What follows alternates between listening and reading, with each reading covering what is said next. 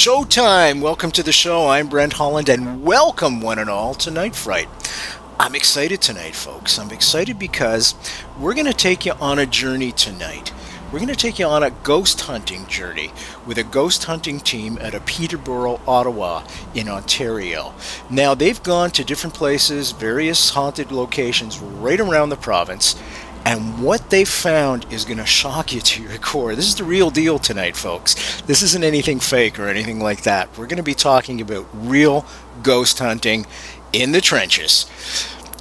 Strap in and hang on. Here we go.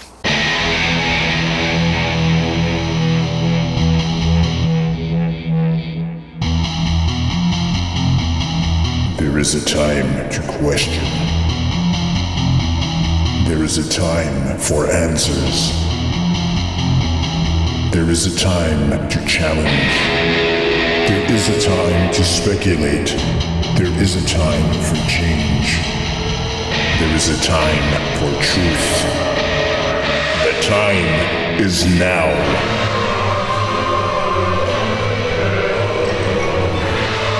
Welcome to Night Fright, your voice in the dark for paranormal and conspiracy radio.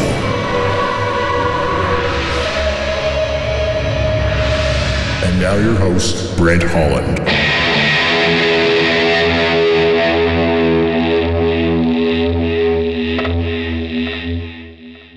Welcome, one and all. Welcome. We're talking tonight to MIA Paranormal. MIA Paranormal is a team of paranormal investigators dedicated to determining whether paranormal activity is real. We conduct investigations by using both equipment as well as investigators sensitive to paranormal activities. Our services are free of charge, and we are interested in helping you. I want to welcome for the very first time from MIA Paranormal, Scott McDonald, all the way from Ottawa, Canada. Hiya, Scott. How you doing tonight? Good, Brent. Thank you for inviting us on the show. You're very, very welcome, my friend. Now, at the outset of the show, I was trying to hook the audience in to take us on a real ghost hunting trip, if you will, a tour, an investigation. Let's start off at the beginning. How do you pick a location to go and hunt? Do they contact you? Do you do some research in advance?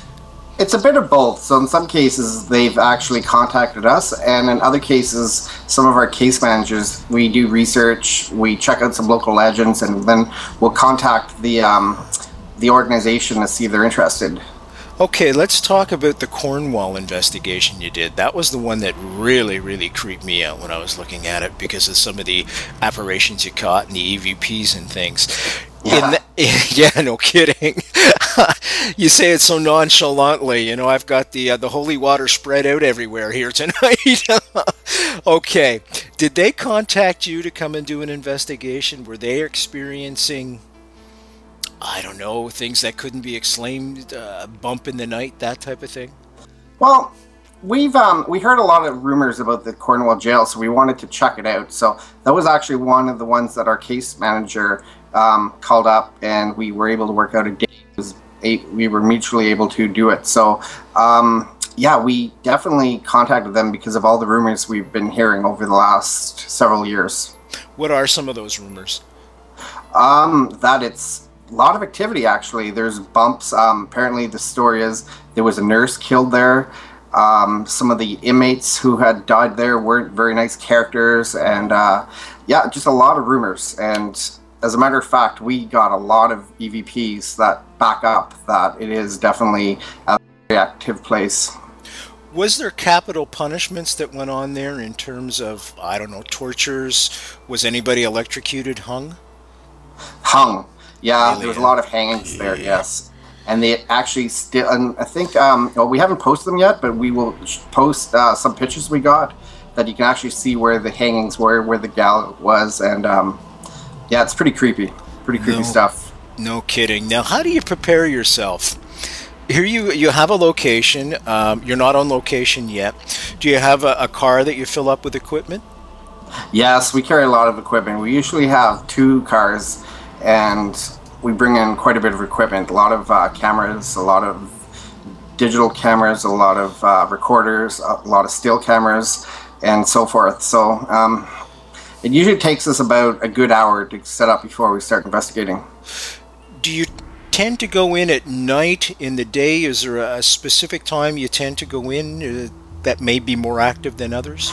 See, that's a rumor in my opinion. I think it doesn't matter if a place has activity, you're gonna pick it up. Now, I think what you see on TV is just for ratings. It's go in at night to make it scarier, turn the lights off to make it scarier. But from experience, it doesn't make a difference if your lights on or lights off. I guess there's no time, I guess, on the other side, so to speak.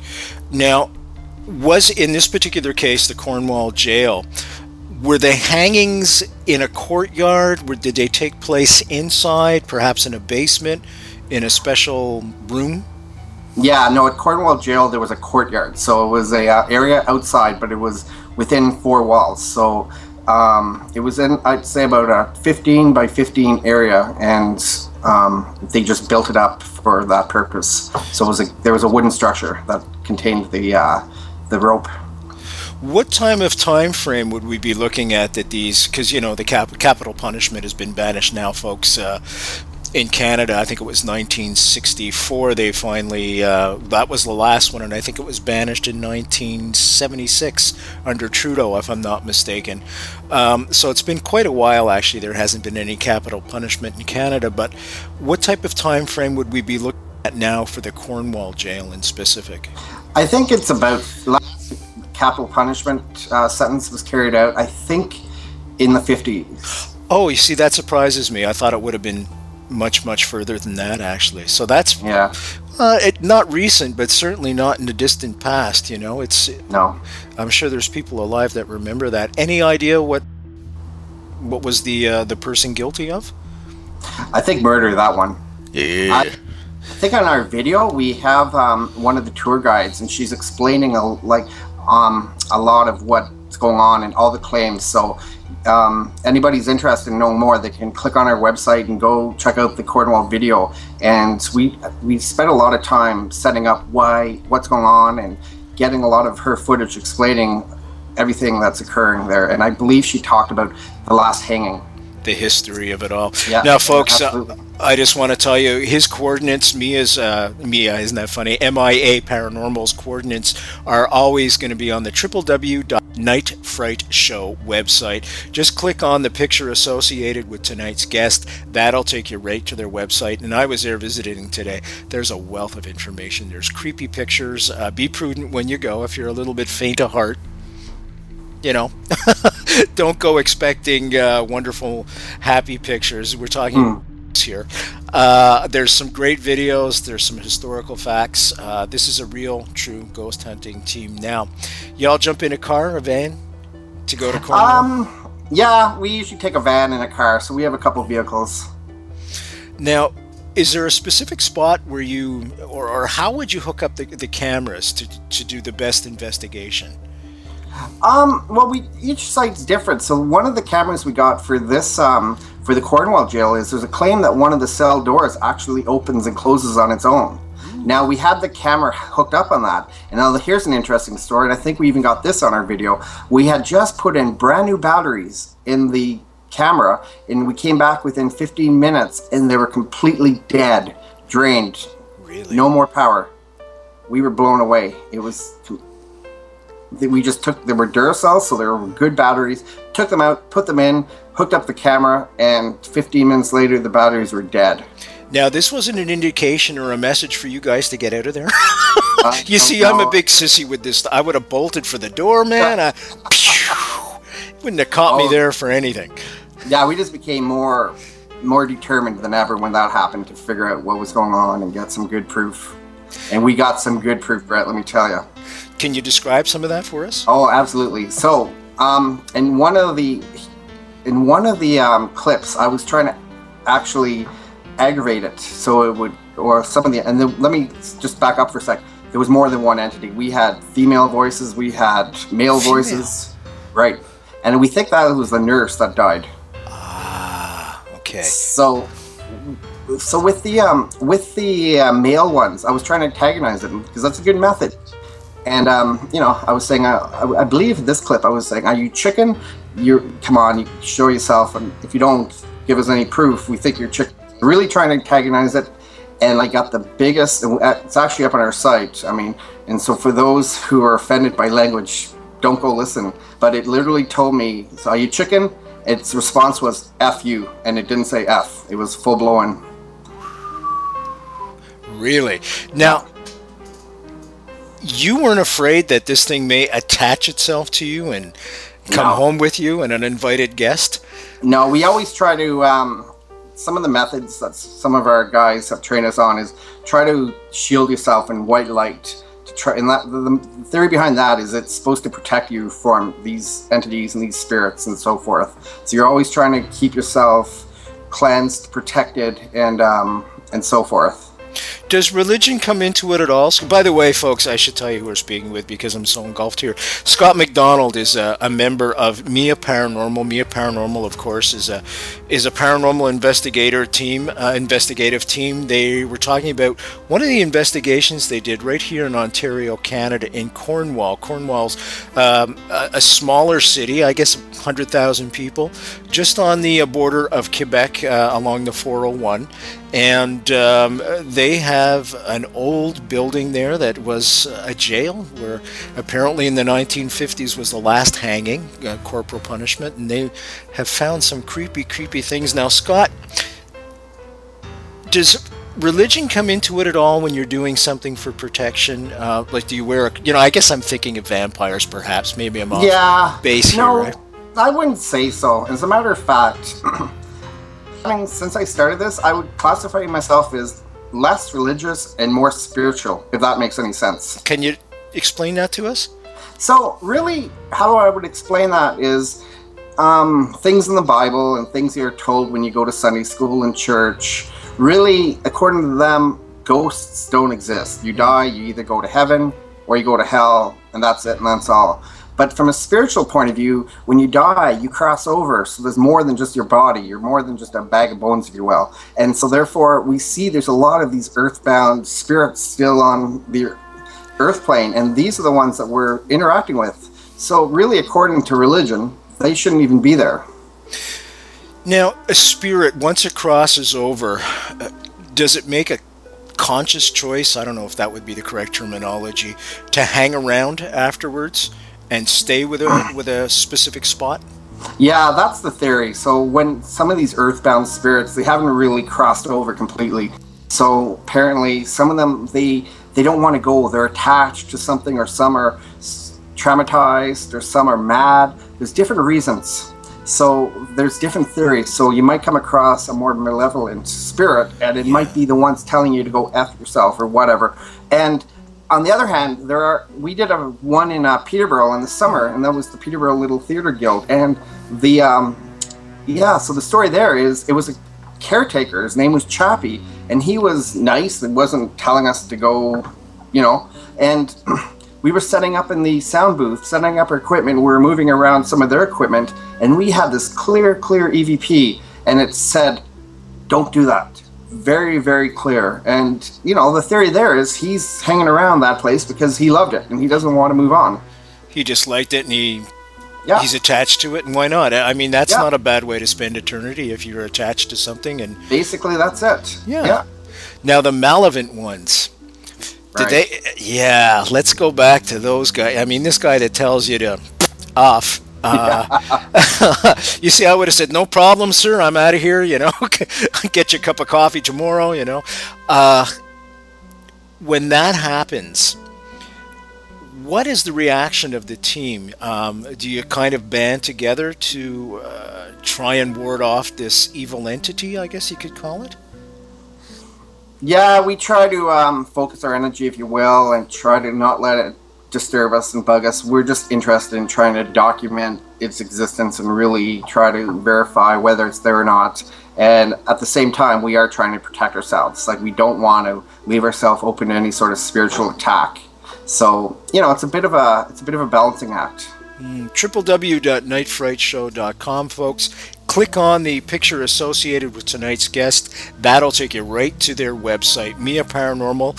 Scott McDonald is representing them tonight. He's live on Skype all the way from Ottawa, and we're talking about several ghost investigations that they've done. One we're specifically focusing on now, where some malevolent spirits were detected. Yeah. You know, like as I say, I would have bolted completely. Is in the Cornwall jail, and we're going to talk about the Peterborough. Was it the theater? Yes. Okay. Peterborough Little Theater, right downtown Peterborough. Yeah. We'll talk about that one after, but I want to go back to this malevolent one. Now, you said you were able to pick up more than one entity. Oh, absolutely. And one of them was female, which you think is... Did the female sound that she was in distress or anything like that? Oh, no. Yes. And actually, funny story is... So Mike and Jason, members on our team, they're able to help spirits by Theorius crossing them over. So they actually want to go back and try to help it, because one of our clips, my brother Jason, he's asked how do you feel, and she responded, "I'm so tired." And you can hear this in one of our clips. It's very, very clear. It's very evident, and I feel sorry for it, because her response was, "I'm sad and I'm so tired."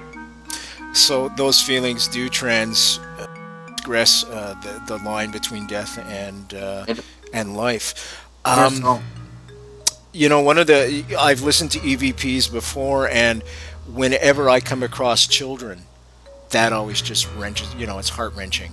Have you come across children as well? Yes. Oh yes. my God! Can you tell us those stories? Yeah, so it was a local farmhouse in the Eastern Ontario, and the theory, I mean not the theory, but the story there was some drownings in a local river, and we had a lot of whispering and a lot of chatter, and we definitely think it was children that picked up, and they played with us that night. They were locking up our cameras, so we would try to take pictures, and none of our equipment would work. We'd try to, and it wasn't just one, it was multiple ones. And so what's really funny about this is, you can see we actually got this on our clip, and so if people are on our website and want to see this, go see the Eastern Ontario Haunted Farm video. And Jason says, "Can you release the camera, please? It won't hurt you." And as soon as he says that, we're able to take pictures, and this happens more than once. I can understand maybe if it was just the one time, it might be fluke, but that's a classic phenomenon that happens on our equipment will malfunction. Now, a couple of questions come to mind. The first one is, do you do research in advance of going to, like, I know the Cornwall jail, you had spoken with the tour guide and stuff, but this farmhouse in the middle of nowhere, how do you research the history of that building? We did not research it. We just heard about it. I guess, eh? No, we just heard about it, and we got called in, and you know, the owner gave us a tour, and we spent about 5 hours investigating that one, and it was good too. And there was, once again, there was more than one entity there. There was children, a female entity, and then there was more of a, I wouldn't say it was malevolent, but it was darker. So we had one clip where the husband was taking us around, explaining something, and he was talking to us, and we were answering questions, and he would respond, and you can hear a clear EVP, and it was directed at the husband. It told him to sit down and shut up. Really? Yeah, so it was like, sit down and shut up. Oh yeah, you see, once again, folks, Sissy Brent Holland would have been gonzo right away. Now, do the kids realize that they're dead, or do they think they're just kind of in a loop and they're just forever, you know, because I'm thinking as a kid, that's not a bad way to spend eternity either. What bothers me is when I hear an EVP and the kid's in distress, or anybody's in distress. Yes, we think the kids were kind of playing with us, so I wouldn't classify those ones as being in distress. Okay, fair enough. Yeah. Now, irregardless, do you try to send them to the light, if that's the correct terminology, or? And yes, we have, and we that brings me to another one. Earlier in May, we were in Lakefield, just a little town outside of Peterborough, and this one was really interesting. We had two entities, and they actually crossed them, like Mike and Jason. And if people want to see that, go see the Lakefield video. It's the first one.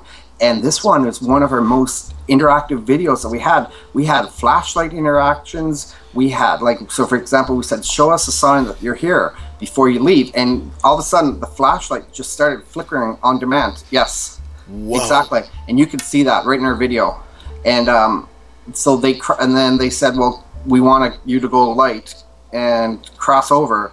And then all of a sudden the flashlight flicked again, and we're like, well, that's not the light we want you to go to. And yeah, and we were able to get knocks and bangs, and apparently since we helped them, the homeowner claims that activity has more or less exactly diminished. Dropped. Yes, completely. Now, when the homeowner contacted you, was he in distress? Was he like the doors slamming and things moving around? Equipment would, like, they would turn off the television, go to bed. Television would all of a sudden turn itself on. They'd hear like stuff in the kitchen would get knocked, bangs. And we were there. We had a lot of bangs and knocks as well. So we'd be in the basement doing some work, and then we'd ask for signs, and you'd hear a lot of knocks, a lot of bangs. So it was kind of cool. And that's a real classic way that entities do communicate with us. They'll knock a lot. I thought, you know, I've done quite a bit of these shows now, and I thought that the easiest way for them, this is the first I've heard of that, would be to manipulate electricity, but knocking seems to be better in your case? Yeah, we've experienced a lot of knocks, and they'll actually even finish patterns. So if we do the classic, like the bang, bang, bang, bang, they'll finish it sometimes. It's kind of cool. Oh, yeah. Kind of cool. I don't know. Okay. Folks, we're speaking with Scott McDonald. I'm enjoying this tonight. It's very educational for me. We're taking you safely on a ghost tour tonight, and I say safely, I hope you're all snuggled in your most comfy chair. You've got the coffee going, you got the tea going, you got a juice going, or whatever type of beverage you'd like to do, and just relax tonight. Enjoy this. We're going to educate you a little bit to some of the nuances of ghost hunting, if you will, or paranormal investigation. We're going to be taking you on various investigations that this team has done. They're a Canadian team right out of Peterborough and Ottawa area. They kind of gravitate towards the eastern realm of Ontario. We've been talking about the Cornwall jail, of course, where they came across malevolent, unfortunately a malevolent spirit. We've talked about little kids in a farmhouse, and they have crossed over some spirits towards the light. Now, have you ever come across, Scott, something that you would classify as pure evil? Not yet, no. Thank God, eh? Yeah. No, we haven't come across what I'd consider pure evil, like the classic poltergeist or throwing around stuff, or really, really dark. Like the darkest things we've seen so far, I would classify would be the Cornwall jail and being told to go, you know, and but no, we haven't come across classic, what I would say, evil yet. Okay, now so far it's just been earthbound entities, right. People, a spirit that was a person. So you haven't come across quote unquote demons or anything? No, I wouldn't. Yeah, I've heard some stories, and we've had our case manager actually try to get us into one place, but the owner just didn't want. They said it was quote unquote too dangerous for people. It was an old abandoned building, and there was actually some claims where it was sketched into the wall like classic 666, and it was freezing, like almost. It shouldn't have been cold. It was just basement in the summer, and you go in, you could see your breath. And I was really itching to get in there to document that, but they wouldn't let us. Really? What building? Yeah. Can you disclose what building it was? Yeah, all I can say, it was in the Toronto area. Fair enough. Yeah. Fair enough. Yeah. Now, when you're doing a ghost hunting, is there anything that you've ever refused to do because of something like that? No, and I don't think I would. I would at least, really, you know, the first time's a charm. You know, if I did it and really had a negative experience, it might affect my second or third time. But at this point, I would say that the MIA team would be pretty much open to going in any situation. What, you know, you're a ghost hunter, and I hope you don't mind that term, use that term. What possessed you? And that's a pun, I guess, in a way. Why be a, you know, there's go play basketball, go I don't know, go fishing, go canoeing, whatever, you know, go see a movie. What possessed you guys to become paranormal investigators? Well, that's a funny story. So and I explained this in one of my blog entries, and you can, for those who want to see our blog, you can access it from our website. But anyways, as I explained there, 4 or 5 years ago, I was skeptic. I didn't believe in this. And when I started watching shows like Ghost Hunters on TV and so forth, I'm like, yeah, whatever. I don't believe this is all fake. And I kind of wanted to see for myself. My brother, on the other hand, he's always had some sensitivity to things. He's always had dreams. He's always seen things like, for example, premonitions. Like he would have a dream that an ant would die, and 6 months later she would die. Or he'd have, here's a really creepy story for you about Jason, and it's true. So about Jason McDonald, folks, his brother and a member of the team. Yeah, he's the lead of the team. So he's like the first, like the lead. He's the main guy. So about 2 years ago, he had this dream that a guy that we grew up with on the street here in Ottawa, in his dream, he ran across a dark room, and he went through a murky hallway and slammed a door. And Jay was, in his dream, was trying to get him out, and he just sort of waved and dissipated. Now, Jay woke up, thought that was weird. So I saw this guy, I haven't thought about him in 20 years, and to run in my dream in murky hallway and so forth. Like, what does that mean? 2 days later, my mom called Jason and said that one of the guys that grew up in our street was a victim of the BC floods, and that night his car was washed into a river and he perished. Oh my God. Yeah, so there's a lot of stuff like that from Jason's perspective. There really is something there, isn't there? Like, absolutely, that's not a coincidence. That's mathematically, for that to happen would be one in a trillion, if not more. Any speculation why that friend of Jason would pick him to communicate with? I think Jason's got some natural ability. Like, I don't have that. I'm in it more to, I document it, I do the web stuff, I'm the more the technical guy, but Jason, and he's really got some sensitivity to it, and so he can sense, Jay can hear EVPs without equipment. He can hear them speaking. There's something there for sure. Now, do you think this is a skill that everybody has to a certain degree, and perhaps by you being open to it, kind of like exercising, you know, like you start off with 10-pound weights, and then, you know, you build up to 11-pound weights. No, I'm kidding. I'm talking about me, guys. But I've always been curious about that, if this is a natural skill that we all possess. I think to a degree. To a little bit of a degree. Is there anybody else in your team that has some sort of clairvoyancy? Mike, he's one of the guys in our team, and he can see some entities. What's Mike's last name? Greco. Mike Greco. Okay. Yeah, he's one of our leads too, and he can see some entities and orbs of light and so forth. So yeah, he's and then Ben as well. So we have a couple guys that have some gifts, but Jason, I think, is the strongest by far. By far. Folks, if you're just joining us, settle in. We're just past the actually, we're just coming up to the halfway mark. If you're just joining us, settle in. We're talking about ghost hunting tonight, paranormal investigations. We're taking you on very safely from the comfort of your own armchair or wherever you are. If you're in the car, just ease off the gas pedal. We're taking you safely on a ghost investigation, specifically with a team called MIA Paranormal. Easy way to get to their website, where there's a wealth of information. There's photos there, videos there of all the ghost investigations they've done. www.nightfrightshow.com. www.nightfrightshow.com. Click on the picture associated with tonight's guest. That'll take you right to their website. And tonight's guest is Scott McDonald, and we're talking about all things paranormal, all things paranormal investigations. Let's go back to it, shall we? When you go to a location, do you bring, what is it? They call it a ghost box, I think, or something that allows you to hear in real-time EVPs?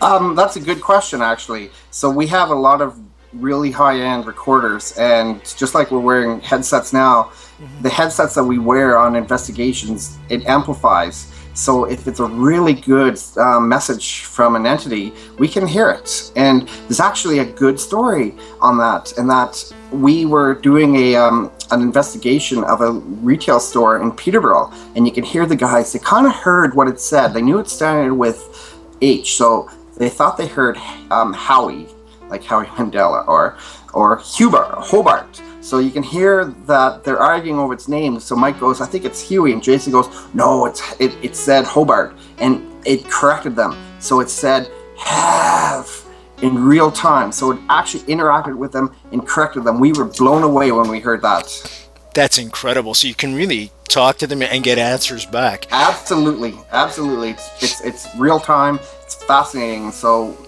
it's amazing. I mean, when you get into it, and if it's you get some good interaction with them. There's another one when Jason asks if it can do something. So Jason said, "Well, can you move some leaves?" And we got this on one of our EVP clips. It said, "Yeah." No, he said, "Can you ruffle some leaves?" And it said, "Yeah." And then all of a sudden, you heard some branches move in a tree, like. Shh.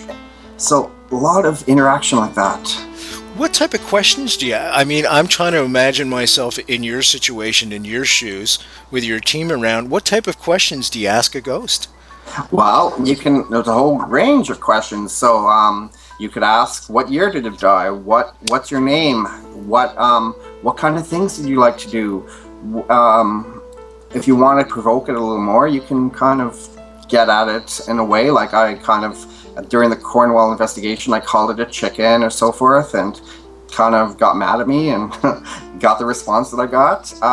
So there's really no questions that are really outside the book. You've got to kind of look at it like they're people kind of without a body. So in some cases, they really like talking to you, and if you're open to it and you're there and you're really showing an engagement, you will get some good responses. Have you ever been physically touched by a spirit? Oh, God, yes. Really? My very first time investigating. And Jay and Mike have been at it for about 3 or 4 years, but I've just been on the team for about a year now. And my very first one, I was in the basement photographing them. And I didn't have, since it was my good one, we didn't have great, we just used the Digicam to record it. Since then, we've upgraded a lot of our equipment. And thank God this wasn't an expensive piece of equipment, because it could have been bad. Anyways, I was photographing, and they told me, Mike and Jay told me, you got to get out of here. It doesn't like you, and it doesn't want you here. And I'm like, yeah, whatever. I'm just going to sit here and take more pictures. And like, you got to go now. And I was like, I had my digital camera video running, and so I had it up to my face, and just it came up, and I just felt kind of a coldness around, and it slapped the thing right out of my hand, and the camera goes flying down the stairs, and. Yeah, Did you hang around after that incident? No, I kind of ran away that night because it was my first time, and I was freaked out a little bit. You think? Oh man! Go ahead, yeah, please. That was my first experience. Folks, I just got the goosebump factor right there and then, because you know me, I just would have bowled today for sure. I hope you're enjoying this, because I certainly am. Just settle into your comfy chair, get the tea going, get the coffee going. If you're just joining us, we're speaking with Scott McDonald. He's a member of the MIA Paranormal Investigator team out of Peterborough and the Ottawa area. They basically cover the eastern realm of Ontario, and they've got some incredible stuff on their website. You're going to want to check this out. There's ghost pictures, there's EVPs. I was there this afternoon. There's just a wealth of information. Please just click on tonight's guest picture. That'll take you right to their website, just one click away, and man, you're going to spend hours there for sure.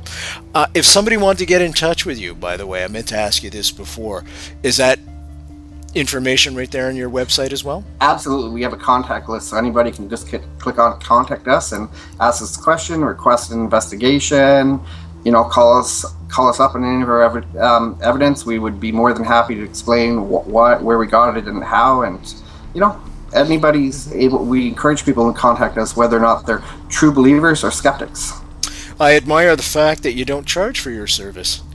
No, we're kind of at this point, we just want to go and get as much experience, much field work, populate our site, because really what I find interesting is so many people laugh at this, but we're gathering so much information. So even my father-in-law was a skeptic, as much as a skeptic could be, and we've shown him a lot of information, and he is coming around. And even one of my friends is an atheist, doesn't believe, thinks once you're dead, and that's it. We've shown them some more stuff, and they're speechless. They can't explain it. Maybe both of them will join the team one day and You never know, right? You never know. Folks, if you're joining us, settle in. As I said before, Scott McDonald's our guest. We're talking about MIA Paranormal. They're a paranormal investigative team. Let's jump to Peterborough. And I was sent, folks, this is how I got to know these folks. I was sent some incredible photos, explosive photos of some apparitions that they caught at a theater in Peterborough. Can we talk about that investigation right Absolutely. from the beginning, how it came about, how you set up all the way through the various steps? So that was actually a night one. So we started that one around midnight and we went to about 4 a.m. And it was quite active. So we got there and Mike said, as we were just doing our walking around, getting to know where everything was, he saw some figures. Jason heard some things before we started setting up. And as we got through and got on, like the caretaker, the manager of the station or the theater told us about the claims and Chappie and how some people would, like one story is, some guests would say, well, thanks for the escort. Like, we really liked the fact that you guys had staff to escort us to our seat. And he'd be, well, we don't have staff to escort you to our seat. There's nobody there. We don't have people to guide you to seats. So just a lot of claims like that.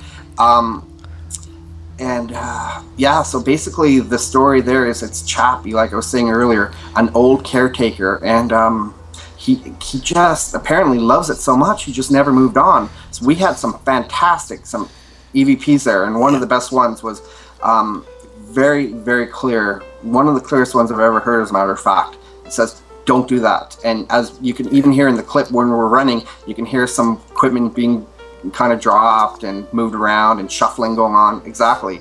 And it said, don't do that. Like, don't move equipment. It didn't like us in the sound booth messing stuff around. Were you able to research some history of that particular building in Peterborough? Yes. So there's nothing really too major there. It wasn't like the Cornwall jail. There wasn't deaths and there wasn't anything dramatic happened. It was just this one person worked there for many, many years. He passed away, and ever since there's been claims. Just a happy guy, and he may even, folks, if you're in the Peterborough area and as this show is being shown, you want to go and visit the theater, maybe Chappie will help you to your seat. You don't know. If somebody helps you to your seat and all of a sudden he's not there, there you go. Exactly. So, and another place we did in the Peterborough area was called Shamong Lodge. Now, it had some really more darker entities, I would say. So we did that one, what was the time, if memory serves? I think around, once again, it was a late one. So we arrived there at 11, and when we were setting up, there was still some patrons drinking on the patio. It was a summer night, July, it was hot.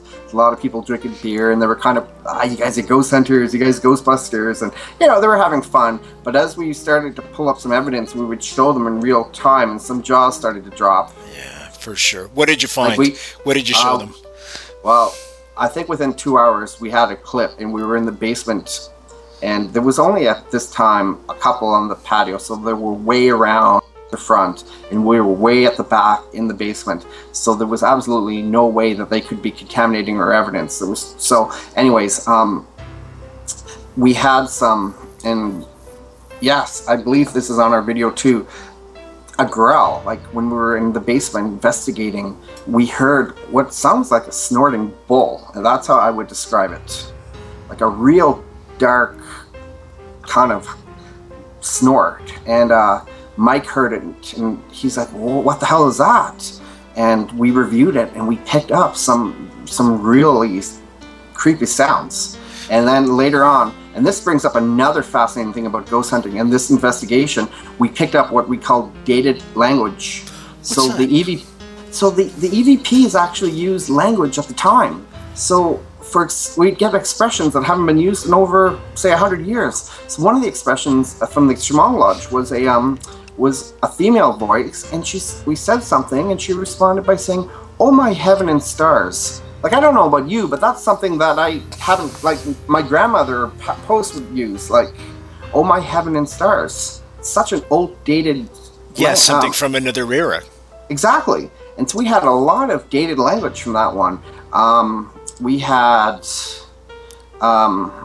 we had some. Oh, there's a really good one. Mike asked from that one, what do you want to do? What are you looking for? And once again, it was a female voice, and she said, let's go home. Like, we still trying to figure out what that means. Like, does she mean home on the other realm? Is she meaning home from the Shamong Lodge? Whatever she meant, it could be, I'm thinking maybe she meant like, let's cross over, let's go home, help me to the other side. But anyways, it was very clear, and it was very interesting, that one. That's interesting. Do you think they get lost sometimes, the spirits? Oh yeah, I would think so. And really, so you're doing a service to them as well, to show them to the light so they can move on and get on with it. That's it, yeah. Now, going back to the bull, that creeped me out. Do you think you may have unearthed something that perhaps wasn't human? That was, you know what? I've wondered that a few times. Like, a snorting sound isn't a human sound. For sure. It's something else. So, yeah, if you get a chance ever, just listen to the Shamong Lodge one. And about 5 minutes in, you'll hear it. It's very creepy. Oh, yeah, for sure. Would you go back there? Absolutely, in a second. Really? See? This amazes me, you guys. You know, we're talking with Scott McDonald tonight, folks. He's from MIA Paranormal, which stands for Metaphysical Investigation Agency, and easy way to get to their coordinates and their website, where there's a realm of information. You're going to see pictures of apparitions. You're going to see picture of all kinds of ghost things, and everything connected with ghost hunting is there, folks. Videos, EVPs, etc. All free, by the way. They do all their work for free, which I have to admire them for doing that. www.nightfrightshow.com. Click on tonight's guest picture. That'll take you right to their website. And you can contact them there too if you'd like to get some more information. In the team, when you're doing an investigation, do you try to avoid isolation? You know, you always think back of those teen movies, you know, where there's like 5 or 6 people together and they always break up. Yeah, exactly. Yeah. Do you guys try to avoid that type of scenario? Yeah, we never do just one. We're always in groups of 2 or 3. Very smart. That's important. Very smart. Have you ever feared for your life? Has anything ever come at you that could have really caused you serious harm? Perhaps a brick? I don't know. I'm just... No, but we've been threatened. Like, one of the cases in Peterborough was an old house, and it told us it was going to kill us. And Jason and Mike heard it on the headsets, and they actually... I think it was one of our first investigations. You can hear Mike say... So you can hear him challenging it and saying, well, you're trying to kill, you think you're a man, you're trying to kill me? I'm still alive, how come you haven't killed me yet? And so Mike was challenging it back. But yeah, we definitely had a threat from it, saying it was going to kill us. Now, when you're finished with your investigation, you show the people that are living there, I suspect, Cornwall Jail, I guess, would be a good example. You played them the EVPs, you play back your videos and things. What is the next step beyond that? Do you try to encourage the spirit to move on? Do you just let them be, or? That's a good question. So it all depends. So Cornwall Jail, they didn't want us to move it. They kind of like it there, or not. It is a collection of spirits there. Even so the Malevant one, eh? They don't want... Yeah, they want it to stay. Exactly. They don't want us to move over. Now, some other homes, they definitely wanted to, for us to try to cleanse it. So I'm not part of the cleansing team. It'd be more Mike and Ben go in and try to cleanse it using some methods and techniques. But yeah, so we've got different... Once we discuss with a potential client, or a client at that point, what we found and so forth, it's up to them to decide what course of action we want to take. So some people are, can you help us get rid of it? Or other people are like, well, thanks for confirming. We're not crazy, and we suspected it all along. Interesting, eh? But leave it alone, exactly. And just leave it be, and we're okay with it because it's not causing us any harm or anything like that. Yeah. Have you come across any buildings, any owners that have children, and perhaps they are being bombarded with unfriendly entities, anything of that nature? Yeah, the first one had some, there was some people in the house, and they were concerned. As a matter of fact, once we did get them out and help clear it, one of the residents of the home, his luck, apparently, we heard back about 3 weeks later that his life had dramatically turned around. He was out of work for about 1.5 years. He found a job, and he just had a whole slew of good luck after that. So I think that was a case of such a dark entity being around him that all of his luck or life force was being affected. Yeah, I wouldn't be at all surprised. It sounds like it too. Now, that was the one that creeped you out. That was your first investigation? Absolutely, yes. Yeah, and that was the one that said it was going to kill us. Oh my God. And you went back for more. Okay. Yeah. You know, basketball's a good sport. MIA Paranormal, Scott McDonald's with us tonight, folks. I hope you're enjoying this, because I certainly am, from the comfort of your own armchair in your well-lit studio, as I am, because I got the lights on, I got all kinds of stuff going here to protect me. Trust me tonight, this stuff creeps me out, because it's the real deal. They are a paranormal investigation team out of Peterborough, Ottawa area. They investigate various entities, various locations around Eastern Ontario, Cornwall, Peterborough. Anything in Ottawa?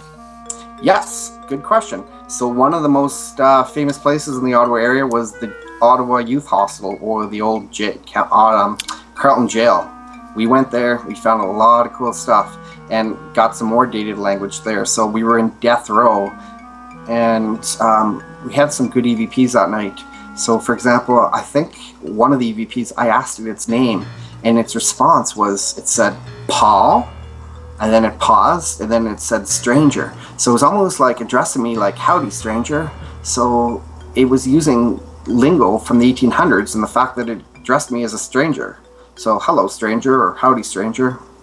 So it said, did it feel malevolent again, or?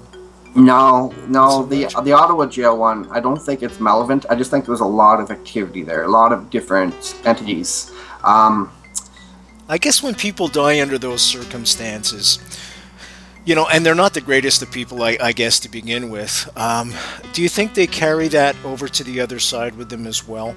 I think some definitely do. Yeah, the one in Cornwall jail that told me to go F myself, I think it might be a little angry. But the one actually, there was another one at the Ottawa jail, and it kind of was a little abrupt. So I said, are you afraid to show yourself there? I was trying to antagonize it a little bit, and it said, its response was, why?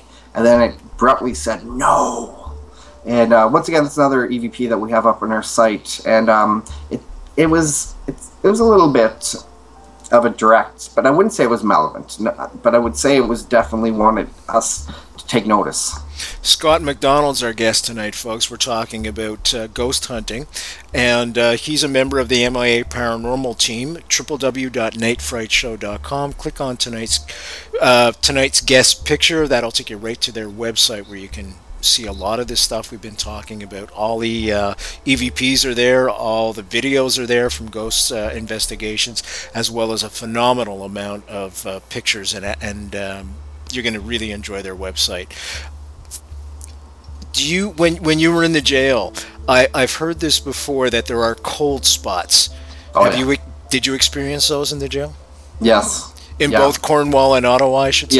Yeah, definitely, and definitely more so in Cornwall than in Ottawa. Ottawa was a hot August night, but we did come across a bit of cold spots, but you could just feel it. As a matter of fact, there was even something more kind of obvious in Cornwall. In the old nursing station, it was the most foul stench I'd ever smelled in my life. It honestly smelled like dead flesh. It was so disgusting.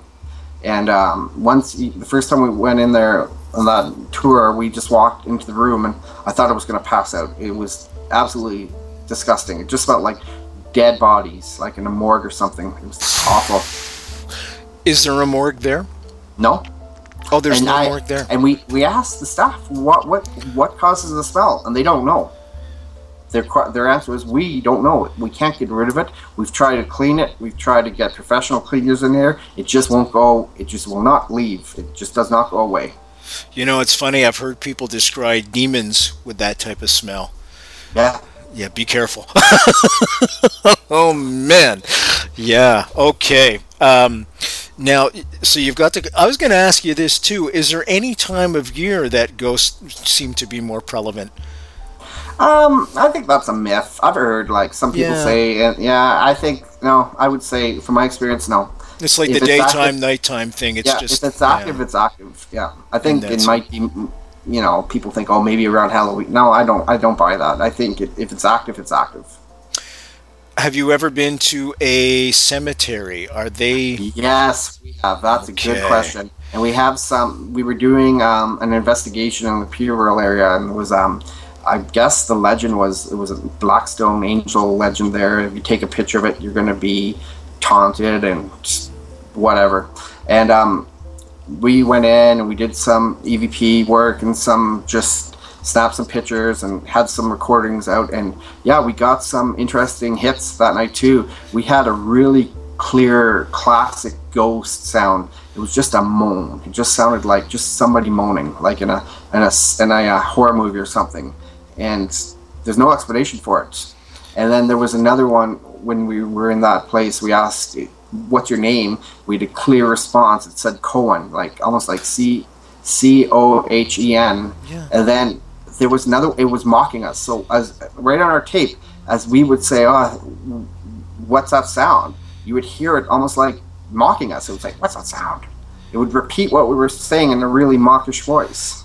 Very creepy stuff indeed. Now, have you ever seen a ghost with your naked eye, or has it always been through the camera lens?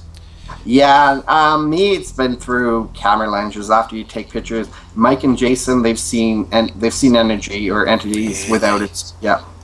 Oh man, creepy stuff. Creepy stuff. Now, do they, when you see an apparition, 'cause I've never seen one, do they come fully clothed in the clothing that they wore in that time period, or are they naked? Or no, if you're fortunate enough to see one fully, I guess materialized. That's a good word. They're not.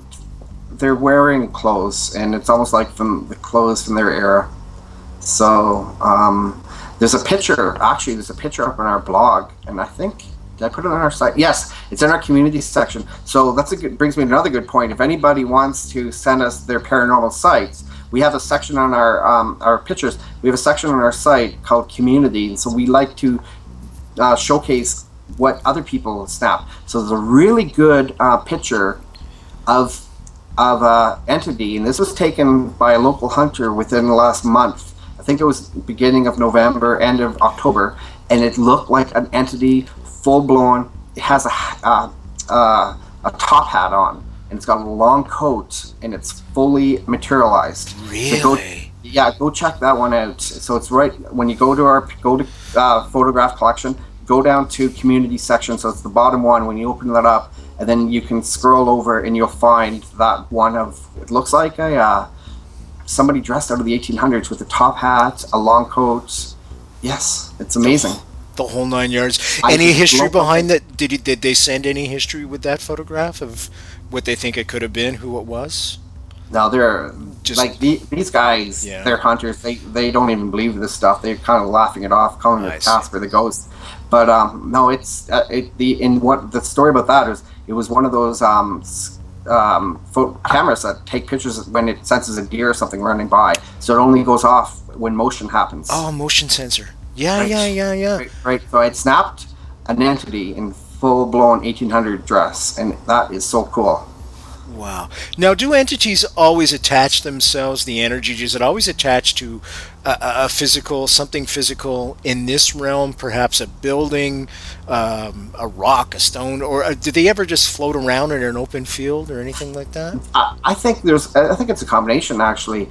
That person, if in that woods, probably it meant something. And we've all watched shows, and some entities, they're attached to a plot of land or attached to something else, whereas other ones like Chappie might be attached to the theater and so forth. So I think it really ranges, but I definitely think that some of them may be attached to a certain piece of property, if you will, not necessarily a house or not necessarily a person, but a plot of land. And it's like the one we got in the Have one.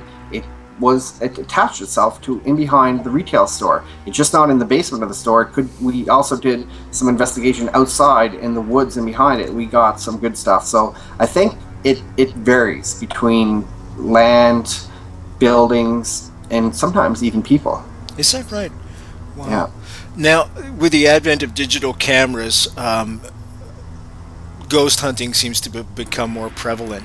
Do you think there's something in the modern technology that just wasn't there in older times with analog? Yeah, that's a good question. They seem to be really sensitive to orbs and so forth. Now, a lot of people dismiss orbs, but I found a correlation between good orbs and EVPs. What are so they? we have, pardon me? What's that correlation? Well, where we get a lot of photographs with orbs in it, so get some good voice responses. Really? Eh? Yeah. Wow. And there's one that we took when we were earlier. I was explaining about the graveyard. We got this biggest orb that I've ever seen in it. It almost looks like the size of a car. It was massive, and it was dark, and you could see sort of a pattern in it. It certainly wasn't a mosquito or a fragment of light. It was big and it was dark. Wow. Yeah. What has been the scariest moment, not for you in particular, because you had mentioned that was in your first exploration, but for the team as a whole, what has been the most scariest moment? I would think the first one when we got threats. We were a little on edge that one when it said it was going to kill us. Now, having said that, we have our eye on a location in the U.S. So it's just, I think it's about 4 hours from Windsor. So about 8 hours from Toronto. That is an old plantation site, and it's about a 200-year-old building, and it's vacant right now. But it had over 1,000 deaths due to different viruses during the 1800s, and it's got a lot of activity. So we saw a documentary on it on A&E and some other ones, and a woman actually was in it, and she got gashed. So she had a gash up her side. And she said there was nothing there. She just all of a sudden felt this intense burning, like a razor cut into her. So this is what I would attribute to what you were saying earlier. Right. Definitely, I think there's darker entities there, almost maybe even demonic presence there or something. Because anybody to gash somebody and physically harm them that way, there's two things. It's using more energy than a normal earthbound spirit will. Because they can, like earthbound spirits, in my opinion, they have a hard enough time just answering. So they don't have the physical power to gash you. And second, an earthbound spirit really wouldn't want to hurt somebody to that degree. So this suggests to me that this place has got more of a stronger, darker energy, and we definitely want to check it out. And so we're looking at trying to organize an investigation there in April or May. Scott McDonald, you're going to have to come back, my friend. We're going to wrap up now. But man, this has been wonderful. Absolutely wonderful. My pleasure. You've educated us, and you've also taken us from the safety of our own armchairs on a truly creepy exploratory ghost hunt tonight. It's been a great pleasure speaking with you. You're a knowledgeable fellow. Please do come back in the future. Absolutely. It's been a real pleasure for us. By the way, folks, Scott McDonald is a member of MIA Paranormal Research Organization. They're out of Peterborough, Ottawa, around the Eastern Realm, Cornwall, all around there, and apparently in the States very soon. www.nightfrightshow.com. Click on tonight's guest picture. That'll take you right to their website, as I said before, where there's a wealth of information, pictures of apparitions, EVPs, etc., etc. I'm Brent Holland from Night Fright. Thank you all for joining us. Keep the emails coming. See you next time.